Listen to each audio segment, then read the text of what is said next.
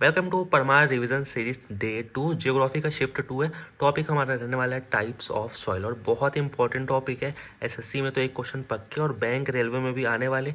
दूसरी चीज़ अभी एफसीआई का फॉर्म आने वाला है और उसमें इसमें से बहुत क्वेश्चन बनेंगे। तो ठीक है, तो जल्दी से समझते हैं। 2 पेज के आपके 1 नंबर पक्के और मेरा दावा है कि आपको ज़िंदगी में नहीं भूलोगे। ऐसे ट्रिक ऐसे कॉन्सेप्ट से समझाऊंगा, कुछ भी नहीं बोलने वाले। तो आपको पता होगा कल हमने पढ़ा था रॉक्स के बारे में। अगर रॉक्स पढ़ लिया होगा तो इससे रिलेट कर पाओगे, नहीं भी पढ़ा तो इसको देखो, सब कुछ समझ आ जाएगा। हमारी टाइप्स की जो लेयर रहती है ना, वो बेसिकली 5 टाइप की रहती है। जो पहली लेयर रहती है उसको ओ बोलते हैं। ओ से ऑर्गेनिक, ऑर्गेनिक मतलब नेचुरल चीज़ें, पेड़ पत्ती पौधे सब कुछ आ जाएगा उसमें, धूल मिट्टी। सेकेंड लेयर रहती है ए, बी, फिर सी एंड लास्ट लेयर रहती है आर। आर से हमारा हो जाएगा रॉक। ठीक है, इसको बस समझो, फिर पूरा पढ़ने की भी जरूरत नहीं है, ईजिली समझ आ जाएगा। जो लास्ट लेयर रहती है रॉक। अब यहाँ पे पौधे लगा सकते हो? बिल्कुल नहीं लगा सकते। इसमें क्या होता है, आप अपना जब घर बनाते हो, कोई इंडस्ट्री बनाते हो, तो जो रॉड लगता है ना, पिलर, वो यहाँ करते हैं। ठीक है, उसके बाद वेदरिंग ऑफ रॉक जो रहती है ना, मतलब कि ये रॉक एकदम हार्ड शेप में, अब ये टूटा टूटा है, गिट्टी टाइप का होगा। ठीक है, यहाँ पे पौधे लगा सकते हो? बिल्कुल नहीं लगा सकते। ठीक है, तो ये भी कोई काम की नहीं है। अब जो हमारा बी वाला पोर्शन आता है ना, ये क्ले रहता है, जिप्सम रहता है, सब सॉइल रहता है। अब इसमें जो बड़े बड़े पेड़ रहते हैं ना, वो उनकी जड़ यहाँ तक अटकी रहती है। ठीक है, अब आप मान लो मूली उगाए हो तो यहाँ तक तो जाएगी नहीं, उसको तो आप तुरंत उगाते हो। तो ये जो सेकंड लेयर है अपना ए, इसमें आप उगाते हो। तो याद रखना, या तो आप उल्टा याद करो, RCB। ठीक है, क्रिकेट, और लड़कियाँ नहीं जानती तो ABC और लास्ट में आर।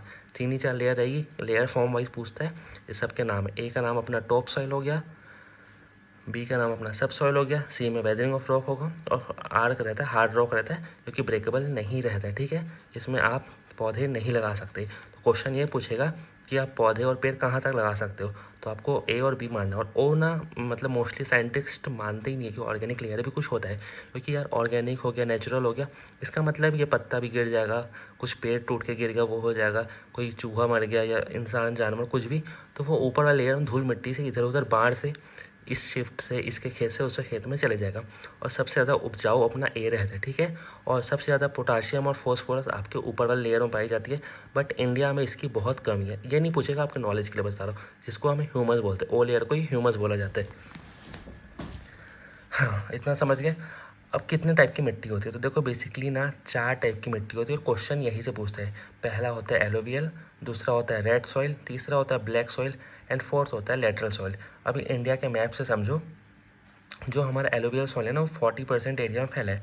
अब यहाँ पे यूपी आ जाएगा, आपका बिहार आ जाएगा, असम आ जाएगा, और यहाँ पे जितने किनारे के राज्य वो आ जाएंगे। ठीक है, मेन राज्य पूछेंगे, जहाँ पे आपको मैं दिख रहा है ना ब्लू से, वही। ठीक है, अब रेड सॉइल और लेटरल सॉइल दोनों ही लाल कलर के रहते हैं, बट रेड सॉइल की कंडीशन है ये कभी कभी येलो भी रहता है। ठीक है, तो या तो येलो सॉइल बोलेगा या रेड सॉइल बोलेगा, तो आपको रेड सॉइल मानना है, जो कि 18% है।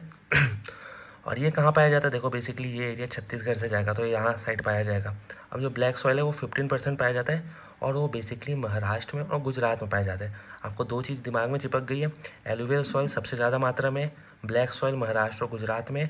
और ब्लैक सॉइल सबसे ज़्यादा क्या प्रोड्यूस करने का काम आता है, गन्ना और आपका कॉटन, 2 चीज़। और जो हमारा लेटरल सॉइल है, ये सबसे ज़्यादा लाल होता है। ठीक है, मोटी गिट्टी टाइप का रहता है, जो कि हमारा केरला, तमिलनाडु, ये सब एरिया में पाया जाता है। अब उसके एग्जाम्पल आप समझ लो।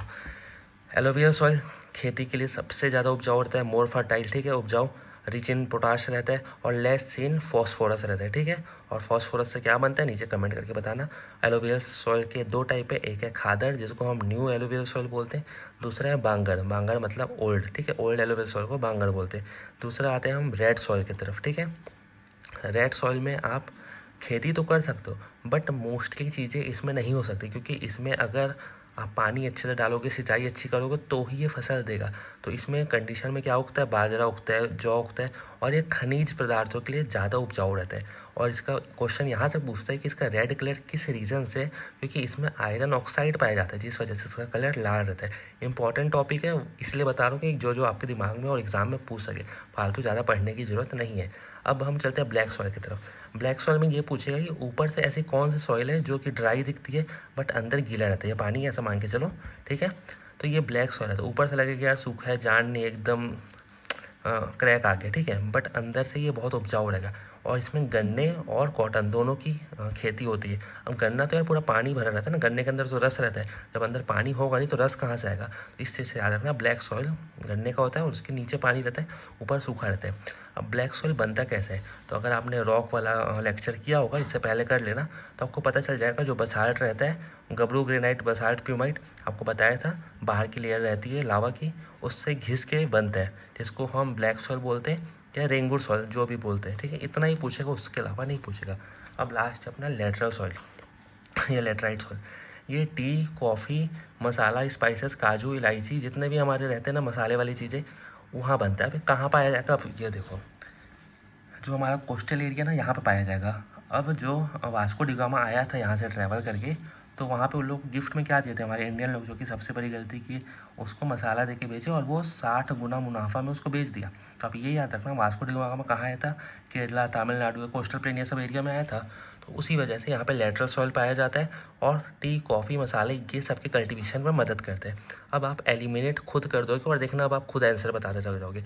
इसमें एक चीज़ याद रखना, इसको हाई टेम्परेचर चाहिए रहता है और हाई रेनफॉल चाहिए रहता है, जबकि रेड सॉइल को लो रेनफॉल चाहिए रहता है। और लोग रेड सॉइल में ये मार के आ जाते हैं, टी, कॉफ़ी, ये दोनों चीज़ में आपको बचे रहे। रेड सॉइल में अगर सिंचाई अच्छी होगी तो ही कंडीशन पॉसिबल है, और खनिज पदार्थों के लिए, और और जौ और बाजरा, ये सब बस हो सकता है, ठीक है। और जो मेन अपनी फसल होती है वो एलुवियल सॉइल में ही होती है, ठीक है। और ब्लैक सॉइल में सिर्फ अपना कॉटन होगा, गन्ना होगा और ऐसी कुछ चीज़ें होंगी। अब आप लोग मुझे खुद आंसर बताओ, हाँ, कि आपके कोस्टल प्लेन में कौन सा सॉइल पाया जाएगा। तो सीधा है लेटराइट सॉइल। और रेड सॉइल किस वजह से होता है, आयरन ऑक्साइड की वजह से उसका कलर रेड होता है। सॉइल की स्टडी को पेडोलॉजी बोलते हैं, और पेडागॉजी मत बोलते ना, पेडागॉजी किसी एक सब्जेक्ट के अध्ययन को बोलते हैं, ठीक है। पेडालॉजी होता है। ये चीज़ आपको क्लियर हो गई। और अगर आप रॉक्स वाला चैप्टर देख लोगे ना, तो आपको और क्लियर हो जाएगा। ये इसकी लेयर रहती है, लेयर सीक्वेंस वाइज पूछता है, या तो उल्टा याद करो, RCB या तो ABC और R। ओ लेयर को साइंटिस्ट ज़्यादा प्रीफर नहीं करते हैं, ऑर्गेनिक लेयर रहता है, इसको ह्यूमस बोला जाता है, और सबसे ज़्यादा इसमें उपजाऊ रहता है, ठीक है। और जो अपना पेड़ लगता है वो आपके बी लेयर में लगता है, जो पौधे लगते हैं वो आपके ए लेयर में लगते हैं। और इसके अंदर सांप घुसेगा, ए में जाएगा, बी में नहीं जा पाएगा। केकड़ा बोलते हैं ना शायद इसको, हाँ, केकड़ा भी आपके ए में रहेगा। और ये जितने भी रहते हैं ये ए में ही रहते हैं। ऊपर ये धूल वाला लेयर रहता है, ओ लेयर, इसलिए साइंटिस्ट इसको नहीं मानते। तो होप करता हूँ आपको ये रिवीजन अच्छा लगा होगा। और वीडियो को लाइक कर देना, चैनल पर नहीं हो तो सब्सक्राइब कर देना, और नीचे कमेंट करके अपना सजेशन जरूर देना। कल भी 2 वीडियो होगी ज्योग्राफी की, जल्दी से ज्योग्राफी कवर करना है, और बायोलॉजी तो मंडे से चालू हो ही जाएगा।